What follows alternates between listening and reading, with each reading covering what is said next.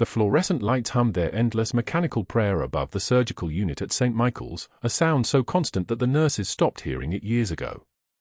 Laura Bennett heard it. She always heard it.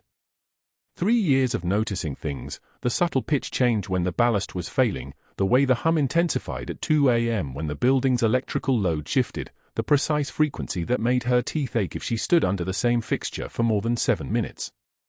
Most people would have gone mad cataloguing these details. Laura had been trained to. She moved through the corridors with the kind of invisibility that required constant, exhausting work. Her scrubs were always pressed. Her name badge clipped to the exact same spot on her chest, neither too high nor too low. Her hair pulled back in a bun so tight it pulled the skin at her temples, the kind of style that discouraged eye contact, that said nothing remarkable here, nothing worth noticing. In the morning briefing, she stood at the back of the room during rounds, her posture arranged to be visible without being present, the way a piece of furniture is visible in a room but not something anyone remembers afterward. Dr. Mercer glided through the unit like a man who had never experienced a moment of self-doubt in his life.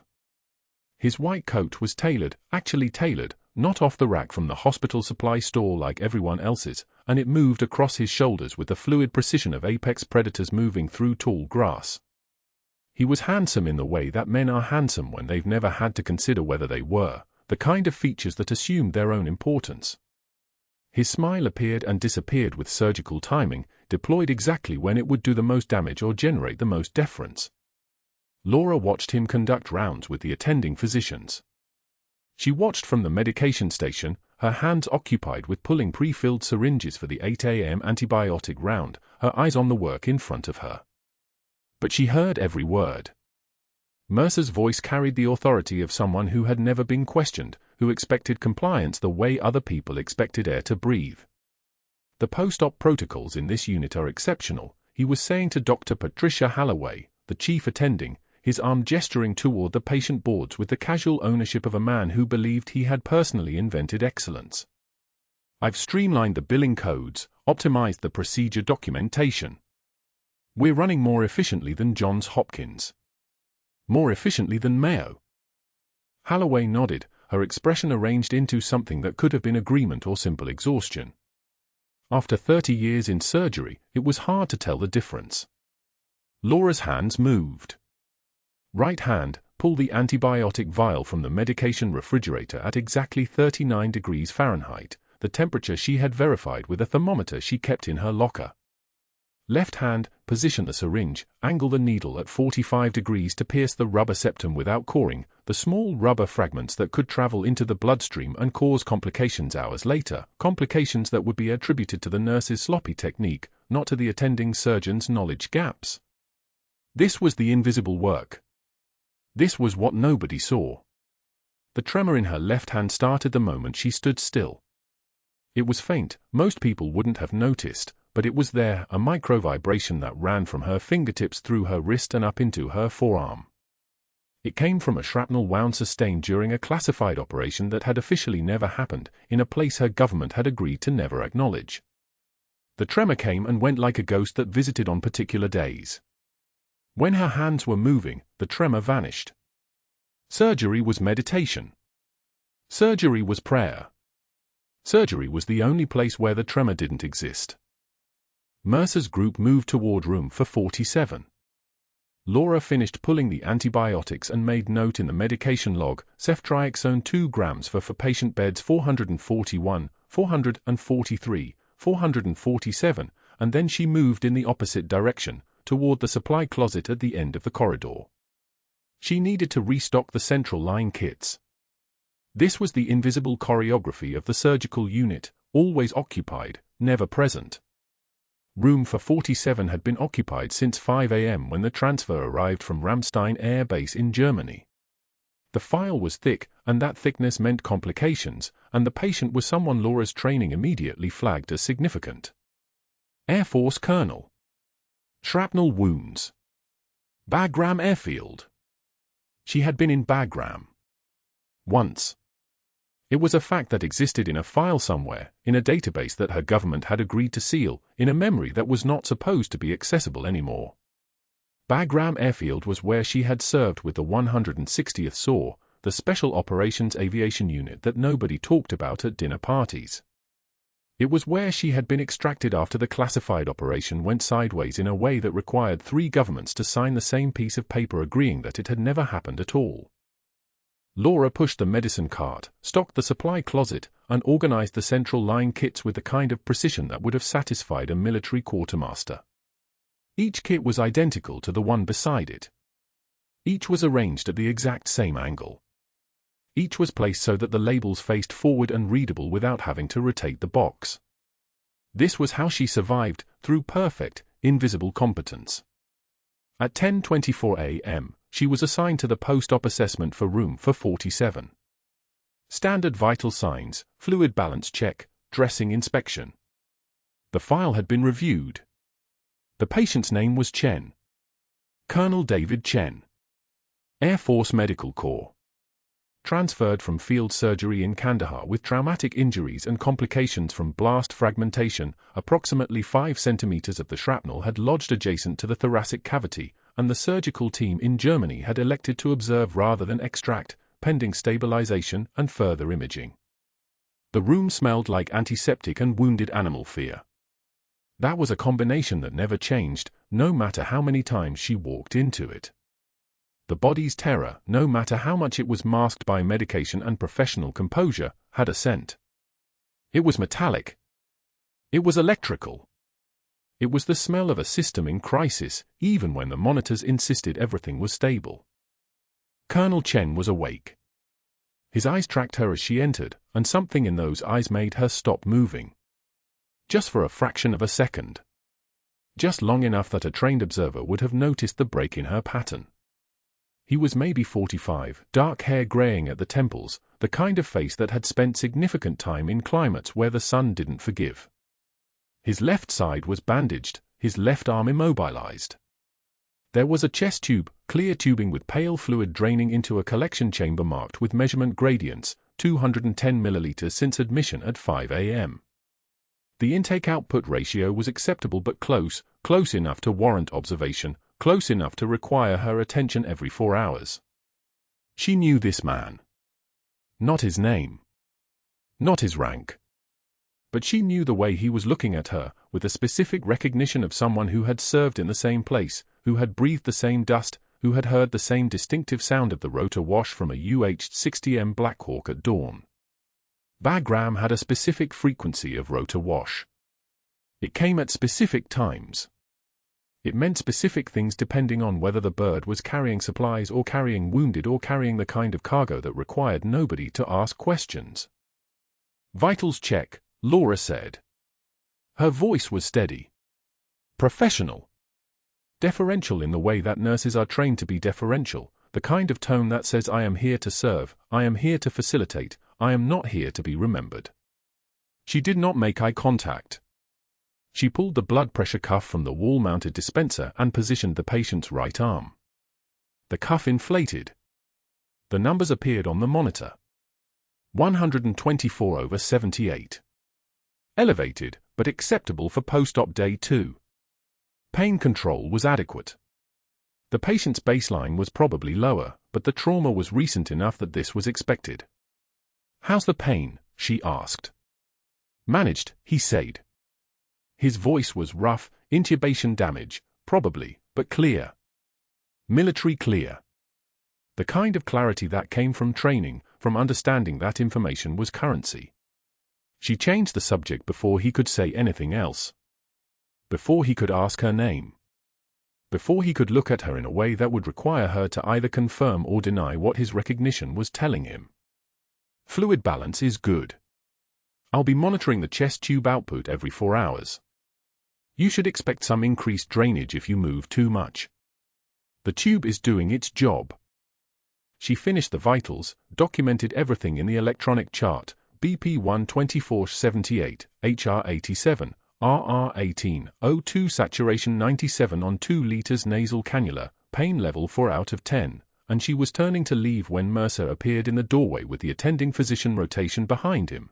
A parade of white coats and institutional authority that filled the entire room with the pressure of their collective presence.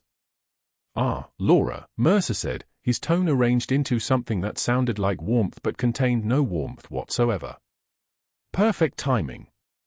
Colonel Chen, this is one of our surgical nurses. Laura has been with us for 3 years. Very competent with post-operative care. Very attentive to details." The way he said attentive made it sound like a diagnosis.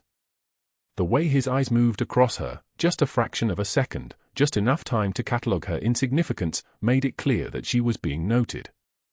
Observed. Perhaps already suspected of something, though she had done nothing except exist in her carefully constructed invisible manner. She felt Colonel Chen's eyes on her. She did not look at him. "Excellent care," Mercer continued, his voice moving on to other subjects, other patients, other rooms that required his attention and his particular brand of calculated authority. The parade of white coats moved with him, and the room returned to the sound of machines and the hum of fluorescent lights and the faint beeping of the cardiac monitor that registered a heartbeat that the body wanted to survive even if the mind had other instructions. But that wasn't the worst part.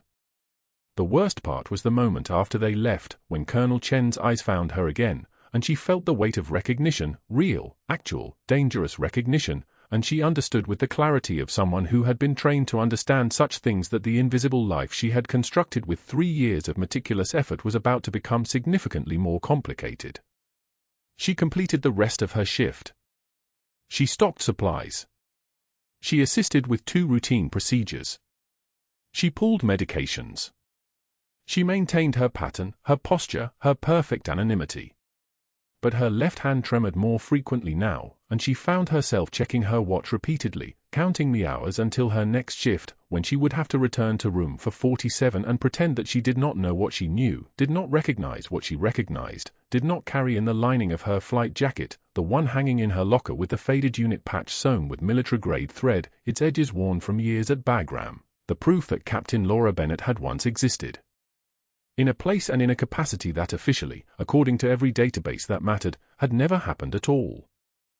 Morning round started like every other morning at St. Michael's, fluorescent lights casting everything in that particular shade of institutional white, the smell of antiseptic cutting through the underlying copper of blood and the faint decay that hospitals never quite wash away.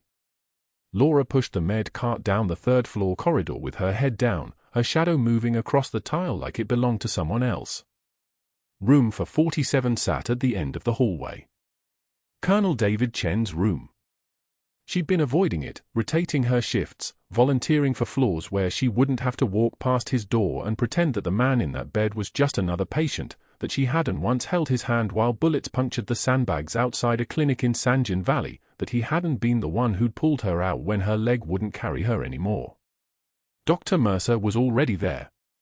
She saw him through the doorway before she could turn back, standing with his hands clasped in front of him, wearing that posture he perfected for family conferences, the one that mixed authority with theatrical compassion.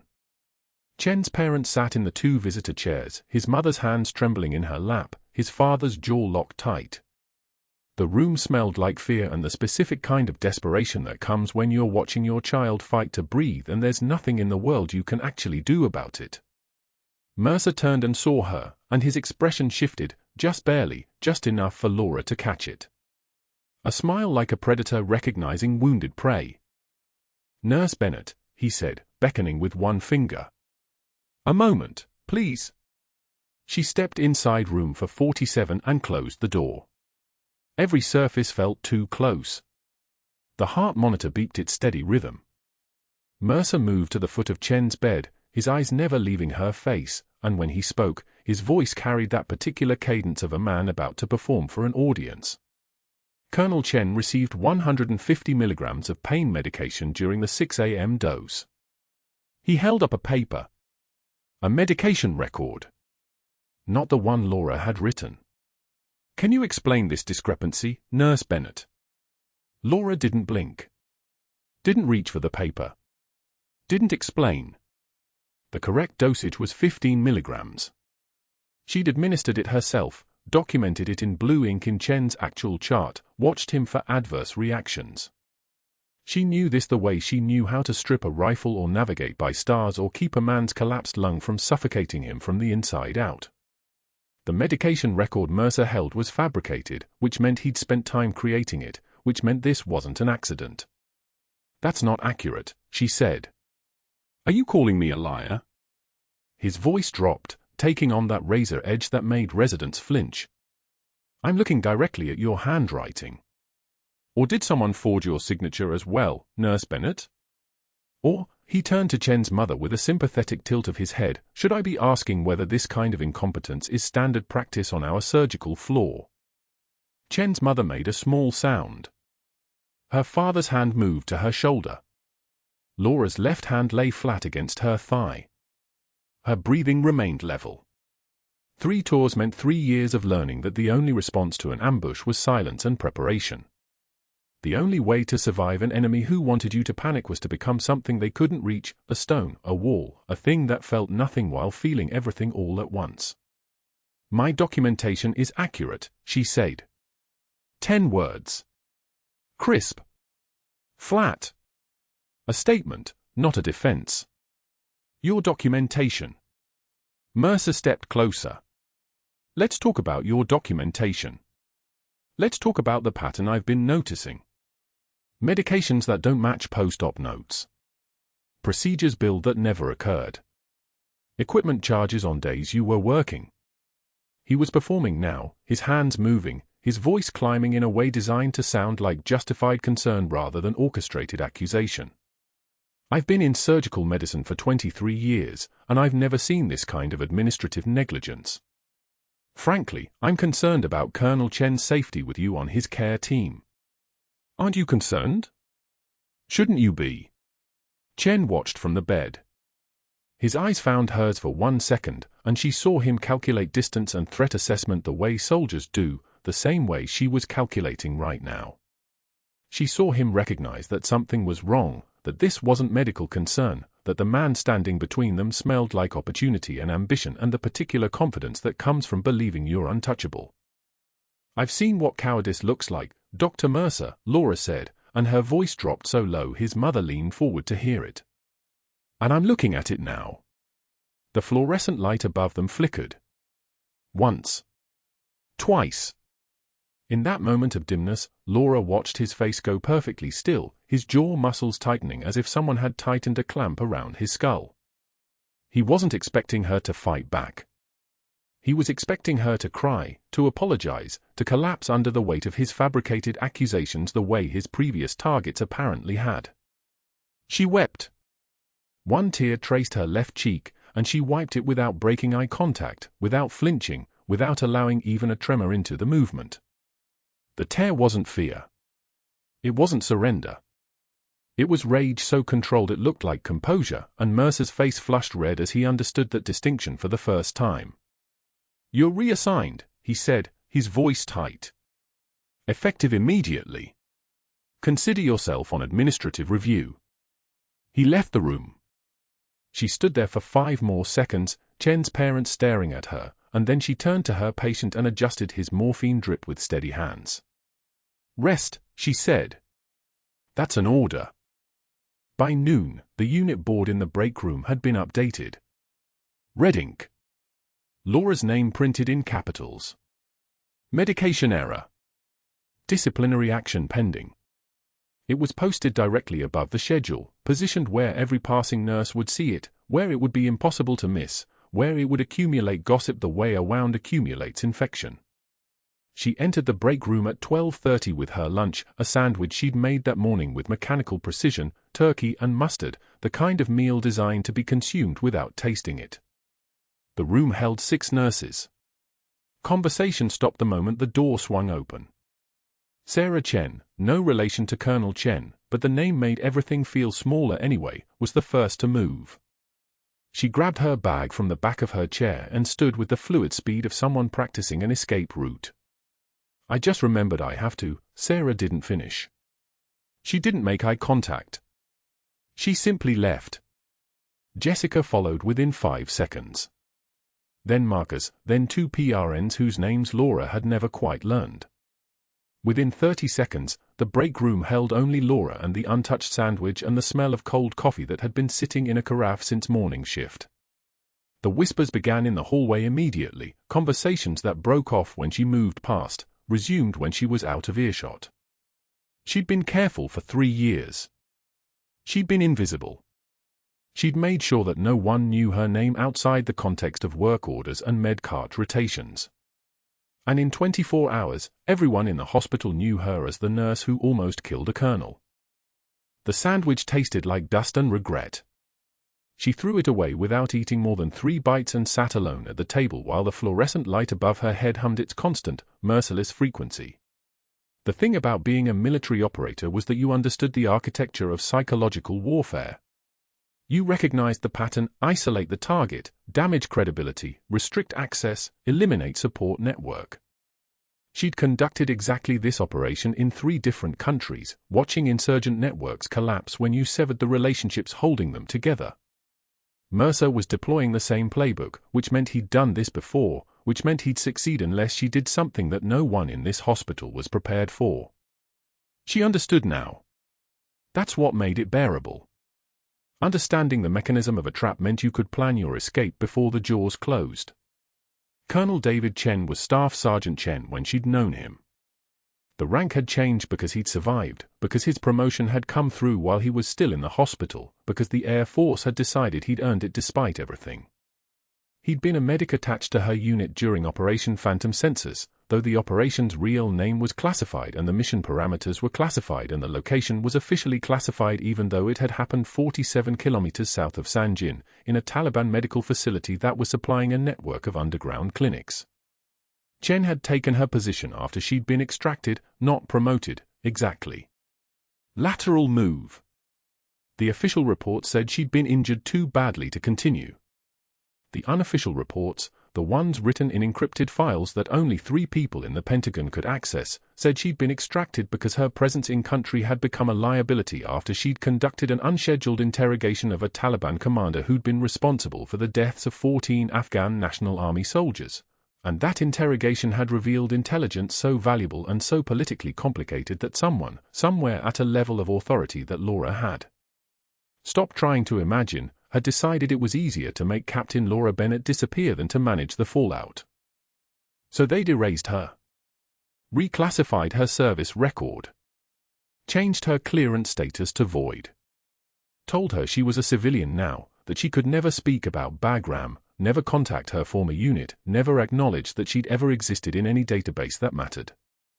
And she'd walked into St. Michael's Hospital 3 years ago and put on a set of blue scrubs and become invisible.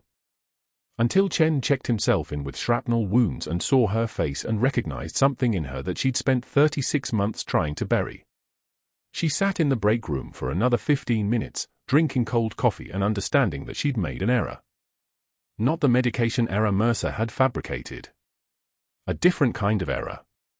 She'd allowed herself to feel something for that man in room for 47, allowed herself to remember what it meant to have a unit, allowed herself to believe, for just a moment, that she could exist in the world as something other than a ghost.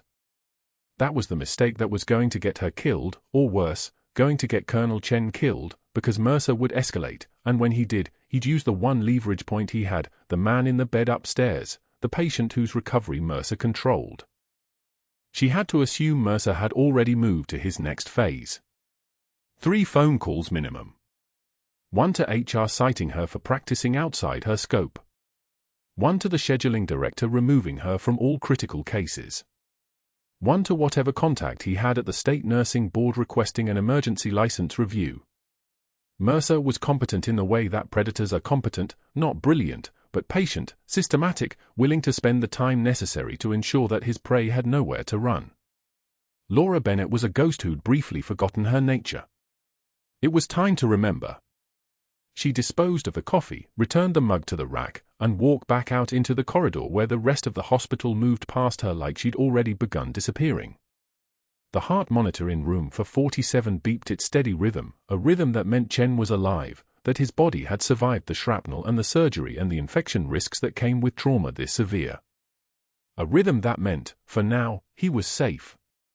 She had 24 hours to find out exactly what Mercer was hiding. After that, all bets were off. The billing codes didn't make sense.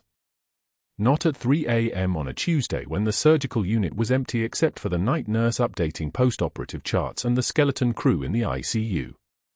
Laura sat in the records room with Chen's file spread across the desk, 7 pages of itemized charges dating back to his admission 3 weeks ago. Her eyes moved down the list with the precision of someone trained to read terrain maps in moonlight, except this wasn't terrain. This was fraud written in medical billing language. Surgery for removal of embedded shrapnel fragments from the anterior shoulder and chest wall. September 14, $8,000. She pulled up the operative report. The procedure had happened. Documented. Photographs of the wounds before closure. That matched. But then she saw it, a second charge on the same date. Orthopedic consultation with full-thickness soft tissue reconstruction. $3,000 more. She scrolled to the operative log. No surgeon listed. No notes. No photographs. No patient outcome documentation. The reconstruction surgery didn't exist. Someone had created phantom charges using real procedures as cover, stacking billing codes on top of legitimate work like ghosts sitting in empty chairs.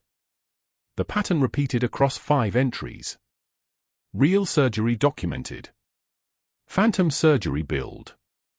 Real surgery times ranging from 90 minutes to 240 minutes. Phantom surgeries appearing in 6-minute increments, barely long enough to walk from the parking lot. Her hands remained steady as she photographed the discrepancies with her personal phone. Not hospital property. Not connected to any system Mercer controlled. 12 pictures.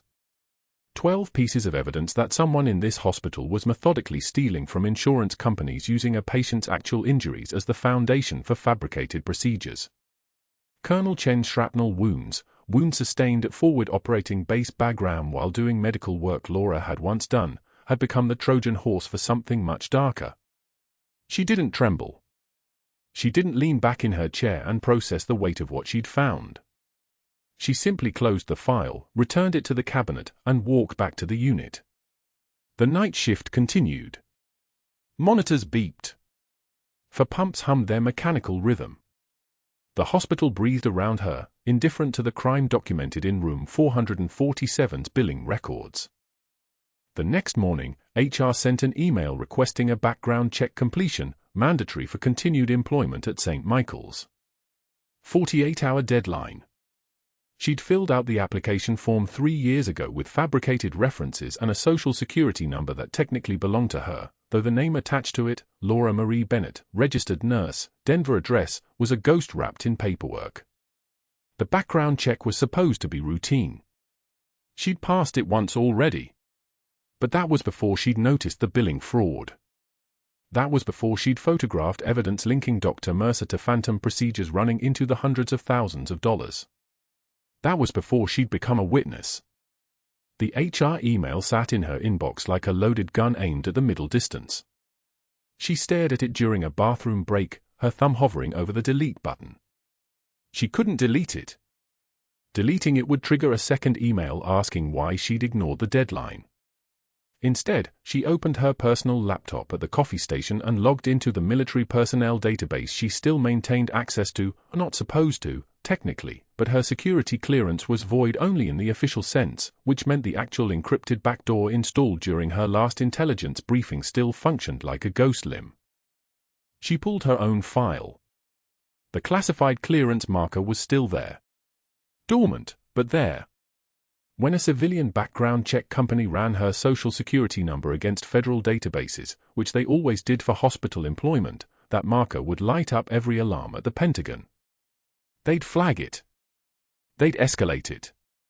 They'd want explanations for why a nurse with no visible military connection carried a DoD security clearance marker. Within 48 hours of background check submission, federal investigators would knock on St. Michael's administration office asking why Laura Bennett's file contained a classified indicator that shouldn't exist in any civilian hospital system. Mercer would be standing in that office. He'd already seen her military presence in Chen's records, Captain Bennett, the Air Force officer assigned to evaluate Chen's recovery. He'd already started moving pieces into position. She could feel it like pressure building in a confined space. The phone calls came that afternoon.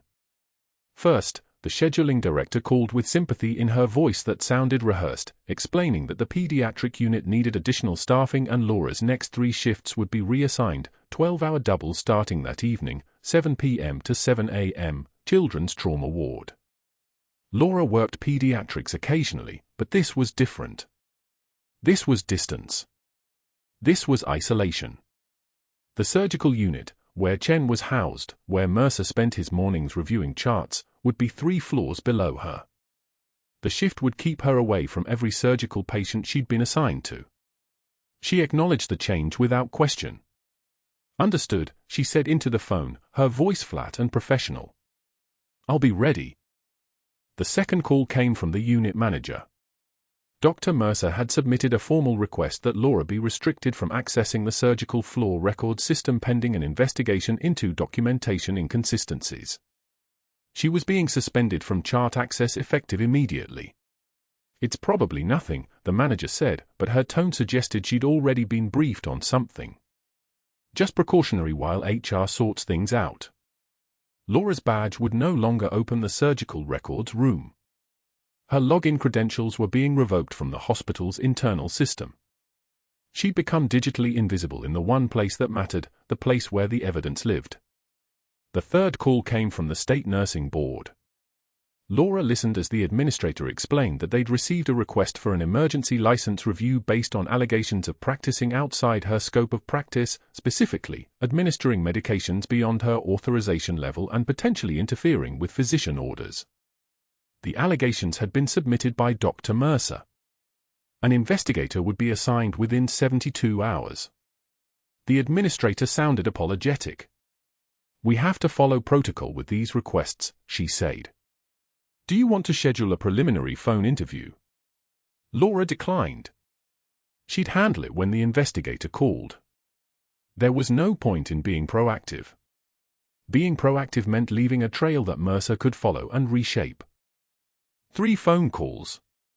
Each one a carefully placed move by someone who understood institutional leverage the way a grandmaster understands the geometry of a chessboard.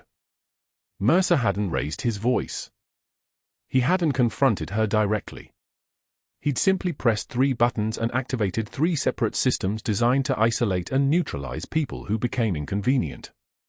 By tomorrow morning, she'd be assigned to the wrong floor, locked out of the records system, and facing a license investigation that would require her full attention and legal representation she couldn't afford without exposing who she actually was.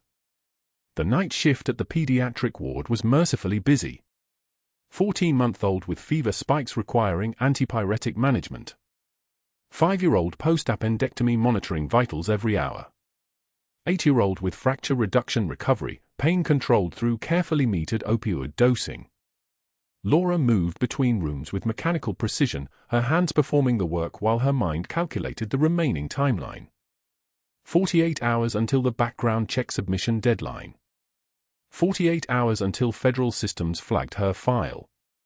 72 hours until a state investigator arrived at the hospital asking why Dr. Mercer had requested an emergency license review on a nurse with no previous disciplinary record. 3 to 5 days until her identity dissolved like sugar in water, and everything she'd built in Denver, the invisibility, the safety, the chance to exist without running, collapsed under the weight of discovered evidence. At 3 a.m., during the quiet hours when even the monitors seemed to whisper instead of beep, she sat down in the all-night diner on Colfax Avenue with a cup of coffee she ordered but didn't drink. The place smelled like hot grease and industrial cleaner, a combination that reminded her of forward-operating base dining facilities she'd eaten in a lifetime ago. The booth's vinyl seats were cracked like old skin, and the window beside her reflected nothing but her own ghost-pale face superimposed over the dark parking lot beyond. She looked like someone already caught between 2 worlds, not quite present in either one. Her hands wrapped around the coffee cup, feeling its warmth but not its heat, and she thought about the moment she'd noticed the billing discrepancies. She'd had a choice. She could have closed the file. Walked away. Pretended not to see the phantom procedures and the money flowing upward into Mercer's offshore accounts. Colonel Chen was alive. He was recovering. He was going to leave the hospital and go back to his life at his Air Force base, and none of that changed whether his care was paid for honestly or stolen. But she'd photographed the evidence anyway. She'd left a digital footprint. She'd turned herself from an invisible woman into a witness, which meant she'd turned herself into a liability. And now she was sitting in a diner on the edge of the city at 3 o'clock in the morning with a coffee gone cold, watching her reflection in the window like it was a stranger's face, and understanding that she'd made the calculation that every soldier makes eventually: the cost of speaking up weighed more than the cost of the truth being buried. Except she'd done it wrong. She'd buried herself in the process. The background check would flag her. The Pentagon would send investigators. And Dr. Mercer would stand in an administration office 2 weeks from now explaining to federal agents that he'd been concerned about her credentials all along, that he'd requested the investigation in good faith, that he had no idea her military history existed. The rain started at 3:41 a.m., hammering against the diner's windows like it was trying to force its way inside. Laura didn't move. She sat with her ghost-pale reflection and her cold coffee and the knowledge that by saving Colonel Chen's life during his initial crisis, by documenting the fraud that could have killed him later, by becoming a witness instead of remaining invisible, she'd broken the most important rule of a covert existence: never be memorable. Never be noticed. Never be the person who raises her hand and says something's wrong. But that wasn't the worst part. The monitor's tone changed first. One steady beat became 2 rapid chirps, then a cascade of alarms that split the afternoon like breaking glass. Laura was checking Chen's dressing when his chest suddenly twisted wrong, asymmetrical, one side rising while the other collapsed inward. His breath came in gasps that found no oxygen. 84% on the pulse oximeter. Dropping. Tension pneumothorax. A collapsed lung trapping air in the chest cavity, building pressure against his heart. 3 minutes until cardiac arrest. Maybe less. The residents froze. One reached for his phone. Another opened his mouth without speaking. The attending was in the clinic downstairs. The moment stretched like taffy, thick and suffocating, and Laura felt something ancient unlock in her chest, not panic. Clarity. The kind that comes from having already survived worse. "He'll be dead in 3 minutes," she said. She didn't ask permission. She didn't look at anyone. She moved toward the crash cart with the precision of muscle memory, her hands already knowing what they needed before her mind finished the calculation. 14-gauge needle. Angiocath. The residents watched like she was moving through water. One of them said something about scope restrictions. She didn't hear it. The anatomy was muscle memory. Second intercostal space, mid-clavicular line. She palpated his ribs with 2 fingers, counted down from the top, felt the landscape of his chest the way she'd been trained to feel it when there was incoming and no time for doubt. Her other hand moved on its own. The needle went in. The hiss was immediate. Urgent. The sound of air escaping under pressure, the sound of a life reasserting itself. Chen's eyes flew open.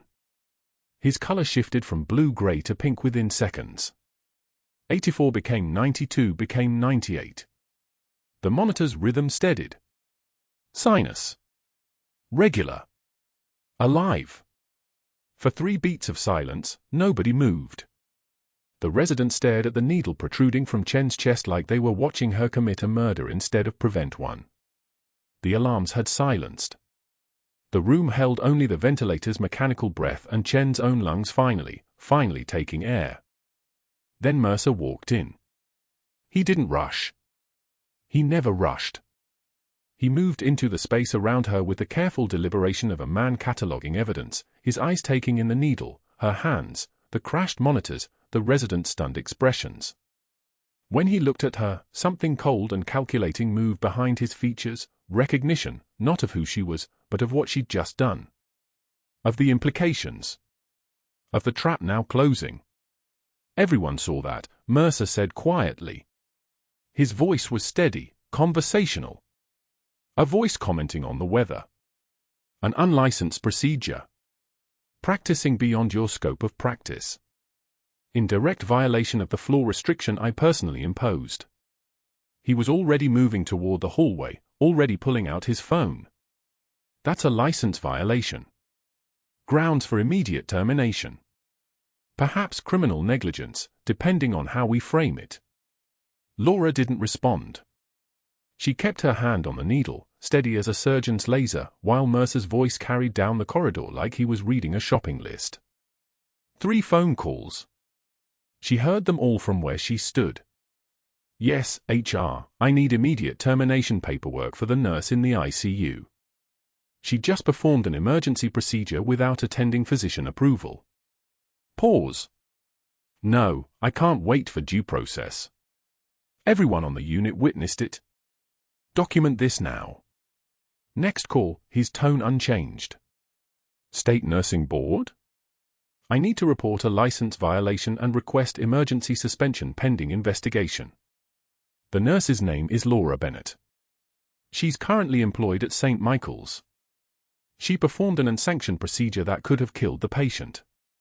Then the third. Security? Dr. Mercer. The nurse on the ICU who just saved Colonel Chen's life, I need her escorted from the building once HR has processed the termination. Chen's eyes found hers across the bed. Confusion there. Recognition. His lips moved, forming a word he didn't have breath to speak. Recognition of something she'd buried so deep she'd almost believed it was dead. By 5 p.m., Laura sat in a beige HR office that smelled like industrial coffee and document paper, signing acknowledgement of her immediate suspension pending investigation. Her badge was confiscated, clipped from her neck by a woman in a pantsuit who wouldn't meet her eyes. The words on the form swam in front of her: gross negligence, practicing beyond scope, immediate dismissal recommended. She signed in capital letters because anything smaller felt like admitting she was still trying. By 9 p.m., she was alone in her apartment with the lights off and her phone on silent. By 3 a.m., she sat in an all-night diner on Colfax Avenue with a cup of coffee gone cold and her ghost-pale reflection staring back at her from the black window. The fluorescent lights hummed overhead like insects, and the diner was empty except for a man reading a newspaper in the corner who hadn't turned a page in 40 minutes. She'd broken cover. She'd revealed the training, the instinct, the hands that belonged to someone who wasn't supposed to exist anymore. She'd saved the man who'd literally replaced her after she'd been extracted from Bagram. The medic who'd taken over her position when 3 governments had agreed to bury the operation that never happened. And now she'd lost the only thing she'd managed to build in the 3 years since, the invisibility, the safety of being no one that anyone would notice or remember. The coffee tasted like copper and regret. The diner hummed around her, indifferent. She'd been erased from the military database. She'd been invisible to everyone at St. Michael's except Mercer, who saw everything. And now she was disappearing from the civilian world too, watching her own ghost fade in the window like she'd never been solid at all. Disappearing was the only skill she'd ever really mastered. It looked like it was going to be the only one she needed. What she didn't know was that the moment her badge came off, the background check had already processed. What she didn't know was that somewhere in a federal database, her name had triggered cascading alerts that had routed to the Pentagon. What she didn't know was that while she sat in that diner watching her reflection fade, a Marine Corps investigator was already landing at Denver International Airport with 2 uniformed officers and a file containing her true name. What she didn't know was that everything was about to reverse, and the invisibility she'd fought so hard to maintain was about to become the most valuable secret in the hospital. And then her phone rang. The background check processed automatically at 9:53 a.m. on a Tuesday, a routine digital handshake between St. Michael's HR system and the Colorado Department of Regulatory Agencies. A single flag appeared in the database, invisible to human eyes until a security algorithm caught it, classified clearance marker, unauthorized for civilian status. The system didn't know what that meant.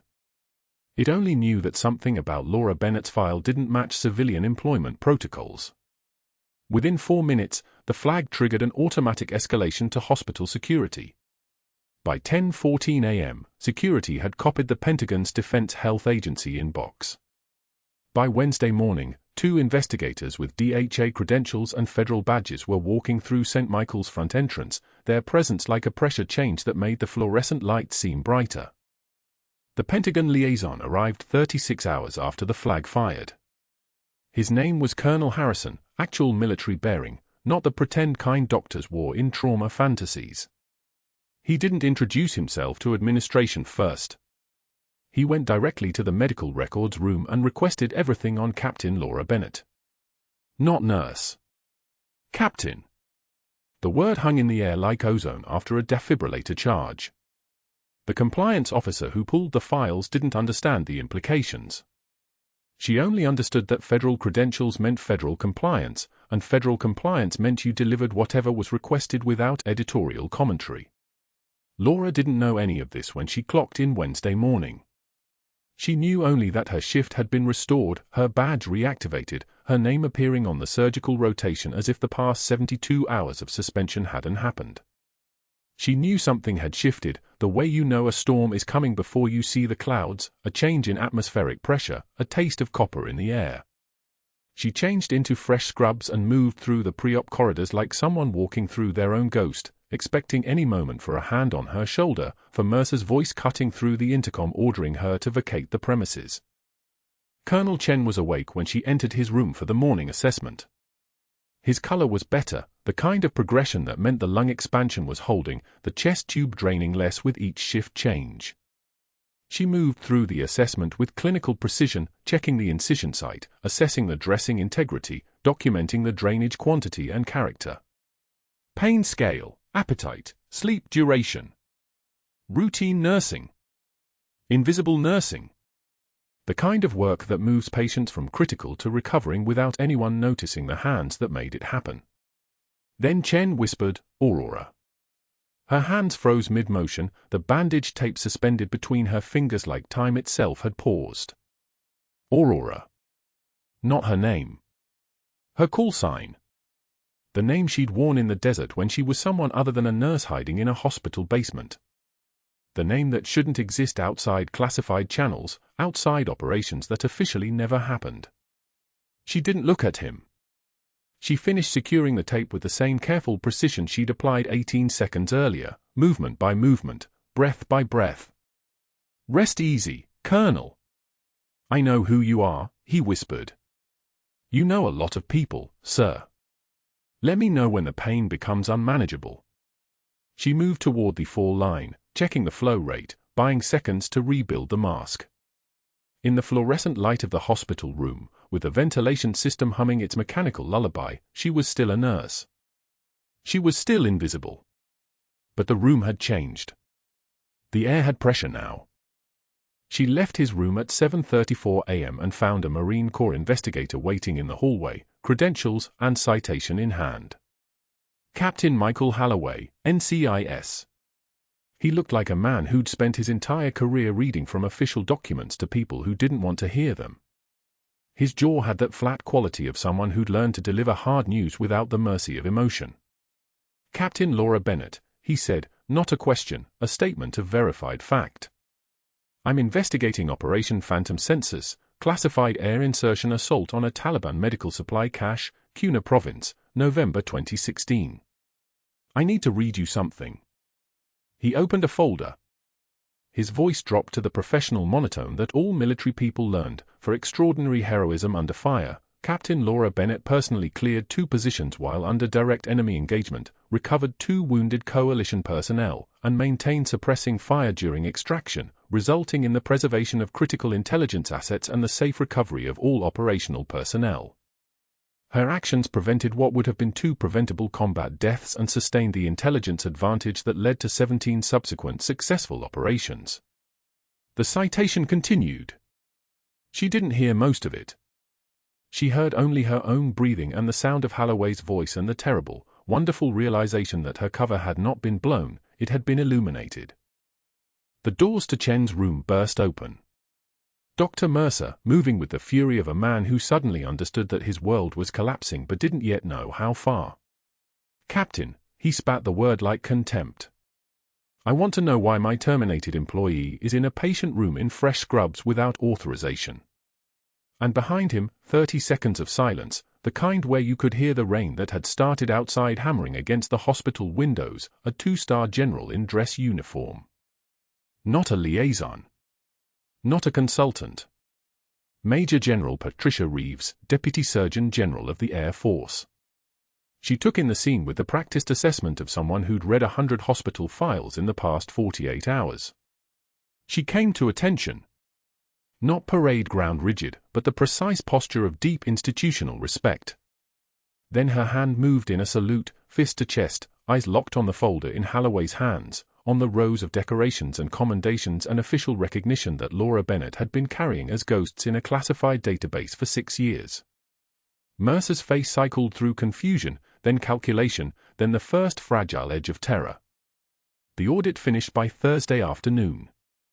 The investigators had started looking only for Chen's records, a routine verification that the patient flagged in Laura's file had received appropriate care. But phantom procedures have a way of blooming once you know where to look. A surgical entry logged at 11 p.m. on a night when Dr. Mercer was documented dining at a country club in Boulder, 30 minutes away. An equipment charge for specialized imaging equipment that had never been unboxed, signed off by nursing staff with forged initials. Billing codes for 3 spinal fusions, one of them billed twice to different insurance companies. The pattern wasn't sophisticated. It only looked sophisticated because no one had been looking. Within 4 hours, the investigators had expanded their scope. Within 8 hours, they'd requested complete billing records for Mercer's department over the past 28 months. Nurses who wouldn't sit with Laura at lunch suddenly found investigators asking them to compare log procedures against actual operative notes. The unit manager produced emails, chains of them, showing Mercer instructing staff to modify documentation, to adjust entries, to create records for procedures that never happened. The compliance officer remembered now how he'd requested patient billing records directly, how he'd reviewed them in his locked office, how he'd sent them back with handwritten corrections that made no clinical sense. The scope of the fraud expanded like a fracture spreading across ice. Chen's file alone contained $47,000 in unauthorized charges. But Chen was just a corner of a much larger demolition. 2 years of phantom procedures. 3 surgeons' names attached to operations they'd never performed. Surgical equipment purchased and billed but never received. Insurance companies that had paid out millions based on documentation that didn't match reality. The total, by Friday morning, had reached $2.3 million across 218 false billing entries. Mercer was arrested at the hospital at 2:47 p.m. on Friday, led out through the main corridor in handcuffs like a patient transfer, like someone finally being moved toward the recovery they desperately needed. The nurse's station where he'd humiliated Laura at morning report fell absolutely silent. The sound of his shoes on the tile, the creak of the arresting officer's holster, the soft rattle of the handcuffs, these were the only sounds. No one looked at him. No one would look at him for a very long time. General Reeves personally drove to the studio apartment address on Laura's HR file. She found Laura there at 7 p.m., still in her scrubs, her flight jacket hanging on a wooden chair in the corner, the faded unit patch from Bagram visible in the lining where she'd sewn it the night before everything went dark. The general didn't sit. She stood in the small living room with her spine aligned to some internal gravity that civilians never quite achieved, and she said, "Captain Bennett, you're being recalled to service as a consultant. St. Michael's is requesting you for appointment as Surgical Quality Director. The Pentagon is requesting you for expert consultation on military medical fraud cases. The State Nursing Board has reviewed your case and is issuing a formal apology." Laura looked at her with that measured breath, that composure she'd learned in desert operations where emotions had the tendency to get people killed. "I was told I don't exist." "You exist now," the general said. "And you're going to make sure no one disappears again." 6 months later, Laura walked through St. Michael's wearing fresh scrubs with Captain Bennett, RN, embroidered over the pocket.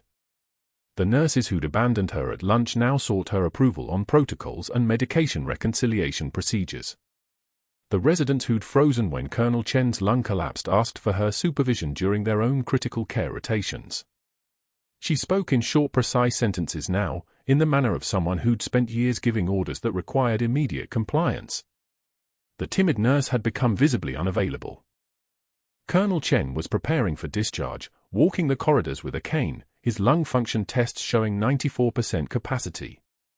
His parents stood in the hallway outside his room, tears moving down their faces in that particular way that means gratitude has finally exceeded the ability to speak it. Chen's mother took Laura's hand. "You saved his life," she whispered. Laura squeezed once, released, and continued on her rounds. Her flight jacket hung in her locker beside her white coat. The faded unit patch from Bagram remained sewn into the lining where it had always been, proof, if anyone had thought to look, that some people never disappear. They only wait. They only observe. They only become visible again when the moment demands it. Through the loading dock window, she saw Dr. Mercer in a blue maintenance uniform, unloading boxes from a medical supply van. The plea deal had been negotiated at $300,000 in restitution, 3 years of supervised probation, and permanent medical license revocation. His career as a surgeon had been excised as cleanly as a malignant tumor. He looked up as she watched, and for a moment their eyes met. His face showed the same calculation it always had, that cold assessment of weaknesses to exploit, advantages to leverage, but now without power behind it. Now he was just a man unloading boxes. Laura turned away. The general's voice from the recall briefing echoed somewhere in the architecture of memory. Sometimes the bravest warriors carry stethoscopes, not guns. Sometimes they move through hospitals in scrubs so modest that no one notices them. Sometimes they save lives with a single needle, with knowledge measured in milliseconds, with the kind of training that can't be advertised because it doesn't officially exist. Sometimes the most invisible person in the room is the most dangerous one. Sometimes a hero is just someone who shows up, does the work, and asks for nothing but the chance to keep helping. Laura pulled on her white coat and headed toward the operating room. The surgical schedule showed 3 trauma cases incoming from a pileup on IO-25. She wasn't invisible anymore. She was Captain Bennett. She was Aurora. She was the surgeon that the Air Force colonel had asked for, and everyone in the hospital finally understood why he'd frozen when she walked in. If you've ever been underestimated, if you've ever had to prove yourself against a system that wasn't designed to see you or subscribe. Like this video. Comment below, would you have saved him, or would you have walked away? Thank you for watching, and remember, sometimes the quietest person in the room is the one holding it all together.